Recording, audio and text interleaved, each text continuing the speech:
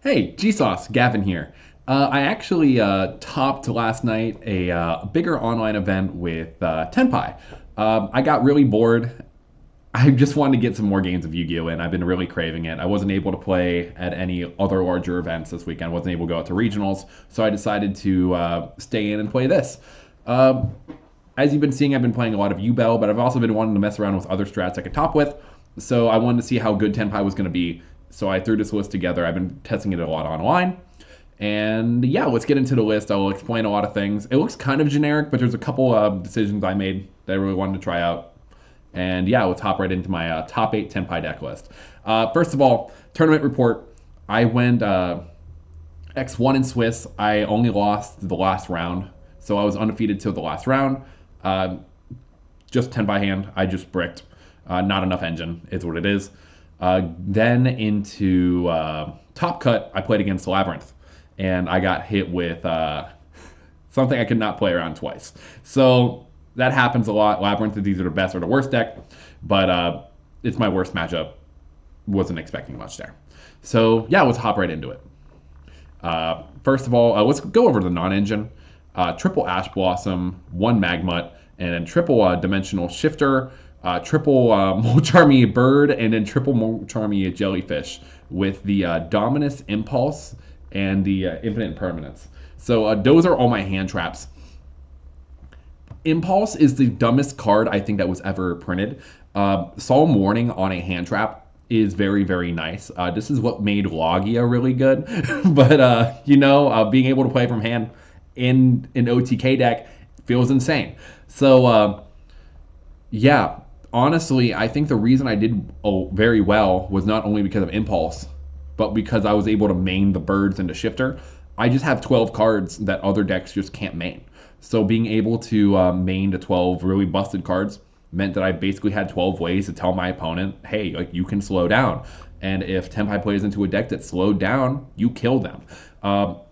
Another good way to look at it is that my other non-engines are Harpies, Lightning Storms, and then Regekis. So if my opponent makes a smaller board, well, they usually have not put up too many disruptions. I can just Regeki, break their board, Chunger kill. I can blow up any of their back row. Let's say they set their infinite permanences. They make like a half board. They set infinite permanences thinking that they can stop me. I can just blow it up, or I can go into my field spell and turn it off. There's literally no interactions. There's a couple things, like there's sometimes when you go into the battle phase you have to think, but the entire goal is to kill your opponent. Your opponent is going to be very sad when they are dead. So that's the entire point. And I think the non-engine does this perfectly. You just want to make them make half boards. That's the theory. Going into the engine. Magmut searches engine, by the way. Magmut can search Genroku, and then Genroku can help you get into Kaiman during your opponent's turn. And that's really broken. Next is the engine itself. One Dora Dora. I have been testing this card at 2, but I'm already at 41, and I kind of just want to see all my pieces.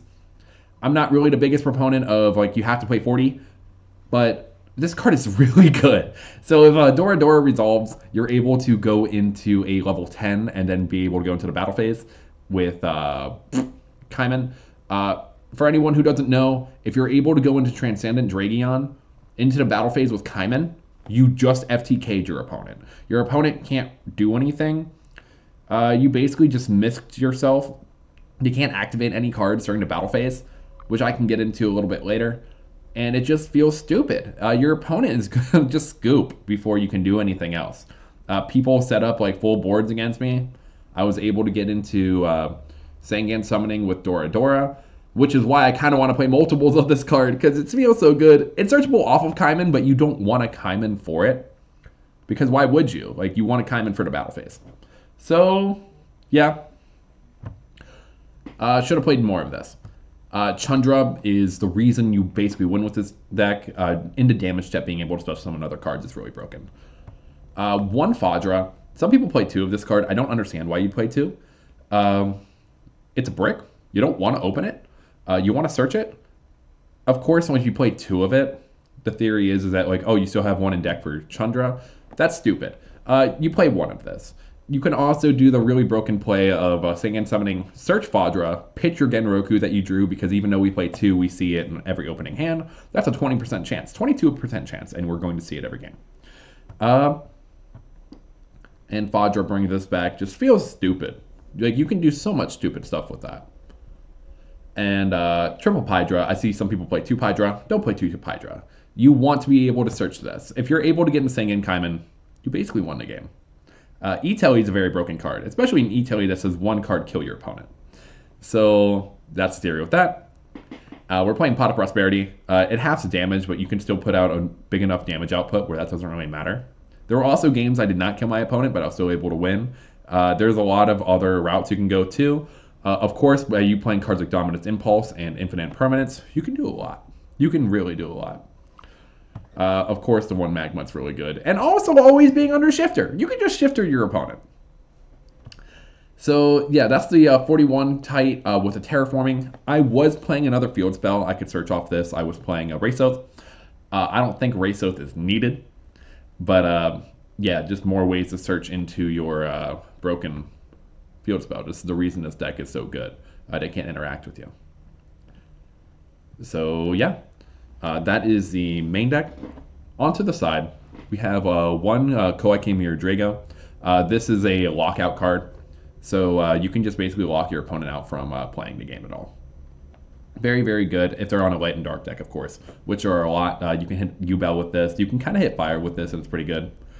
There's a lot of like really cool things that this card just like stops, especially if they're on like basically FTK decks. So you can FTK the FTK. They're gonna make you go first a lot.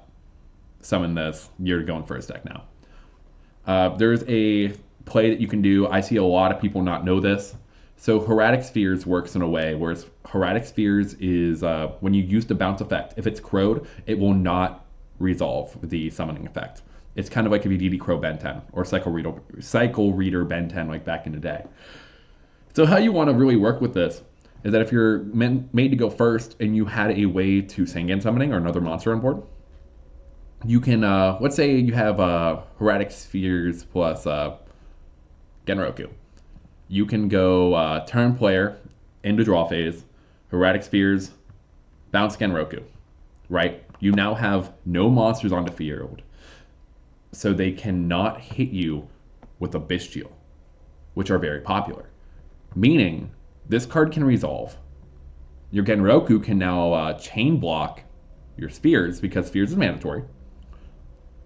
And what's also really cool is that you can now activate a Molch Army. So you can keep your Molch Armies in because you don't have any cards. All your cards are off the field. So you can now search and summon out a Drago. You can summon out Genroku, which can get you back into Engine. And you Molch Army your opponent. Just something for your thoughts. That's a really cool play that comes up. So yeah, card's really good. Cosmic Cyclone. This is for Runic. This is also for Desiree. This is also for Fire Kings. Card's very nice. Double Droplet. I was maining this online. I kind of wish I would have mained it for the event, but honestly, it didn't really come up. You can play this in the mirror. You can play this against a lot of decks. You don't really want to max out on it. I didn't really have the space. I can make the argument to go down to 2 D-Barrier, but if I'm in the mirror, D-Barrier is also really good. D-Barrier is also just kind of good against a bunch of random fringe matchups, which also came up. Excuse me. So, yeah. Droplet was good. Probably could have been something else, but Droplet was fine. What was insane was Retaliating Sea. So Retaliating Sea is basically another shifter when your opponent activates a spell that special summons a monster. There's a lot of those right now in the deck, or in the game. Chimera Fusion is one. Branded Fusion is another. What's the big one? The Azamina cards. So if you just Retaliating Sea, they kind of lose the game. Oh, it also hits them on Original Sinful Spoils. So, yeah. Macro is really good. Basically, having 6 macros is very, very nice. Cross-Site Designator, this is for the mirror, and this is for D-Barrier. How I lost to my lab opponent was that I was able to cross out Dimensional Barrier, but they had Transaction Rollback, so they were able to Transaction Rollback, copy their D-Barrier anyway. I didn't know that's how it worked. Apparently it is. So, yeah, didn't end up mattering, but card is really, really good right now. And, Yeah, I don't think I'd play this deck without it. This card's fantastic, especially if you're playing a mirror or against a fire deck and they have impulse. Very good. And then dimensional barrier is dimensional barrier. Just being able to out uh, random like stupid decks. Again, very nice. Going into the extra, Black Rose is one of the better cards in this deck. Being able to Black Rose under Sand Summoning is just disgusting. Cube out, random pop, comes up every once in a while. You can pop your own field spell. Make him like 5k beat over a beat stick. He's pretty good. Meteor Burst for the mirror. Ruddy Rose Dragon is my favorite card in this deck. Sometimes there's matchups where you can't just kill them, like in U-Bell. So you can just banish their entire graveyard. And now they're left with nothing, and you just got to tell them, with like, okay, do you have stuff to extend? Like, they're going to throw their entire hand into the field. You make this. You bait all their disruptions. You win the game. Samurai Destroyer is also for U-Bell. Card is just insane. It's sticky. They can't out it. Bisexual Dragon, Bident Dragon. Very, very good. This allows you to go into more extension plays and just kill your opponent. Transsexual Dragon, Transcendent Dragon. Very, very good. This allows you to basically just FTK your opponent. Comes back, pops a card. Nuts. Helps beat towers. You can also just kind of make this guy big. But, of course, there's no reason to do that sometimes, because when you go into Dradian, you win the game. This card didn't really come up. I don't even think it's that good in this deck, honestly. Like, you can just, like... It comes up for the extra damage, but he comes up so fringe. It's not really the best. He's only really good when you shifter your opponent, because then you can just, like, push. But, yeah, like, card's really good. It's fine. But, it's just so funny when it comes up. Hermetic Spheres. Really, really, really, really good. This card came up a lot. Sometimes when you can't kill, you want to go into this. My Link package is actually very different. Just something I wanted to try. I usually like to play 2 spheres. And then I don't play the Dimensional Barrier package. This just never comes up. Like, this is basically for when you get debarriered and you want to be able to play through.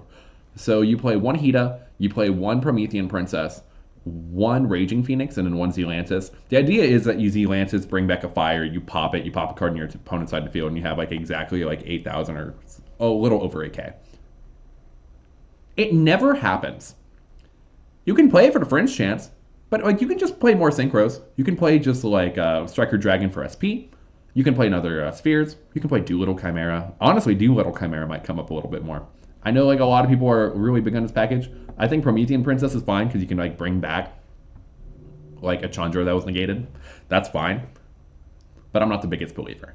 I think this package is fine. Probably would have played something else though. But yeah, that's the Tenpai list. If you guys want to hear more about Tenpai, I can talk more and more about Tenpai. I can talk about how to beat Tenpai, how to play against it a lot. I've been playing this deck a lot. I don't think I'm going to take this to any events. This event kind of showed me like, oh, I can play in the top cut, but I can't really play to win. Because like I make it to top cut, my opponents are going to know what I'm on. I can like play through a bunch of rounds of Swiss, but then my opponent's going to see like, oh, I saw you at a table beforehand, I'm going to make you go first. It's not always the best. Now, like you can, of course, win one going first still. But in my opinion, I don't think this is a deck I'm going to take to another future event. But I want to hear from you guys and see if we can get a conversation going in the comment section down below. So thank you guys so much for watching.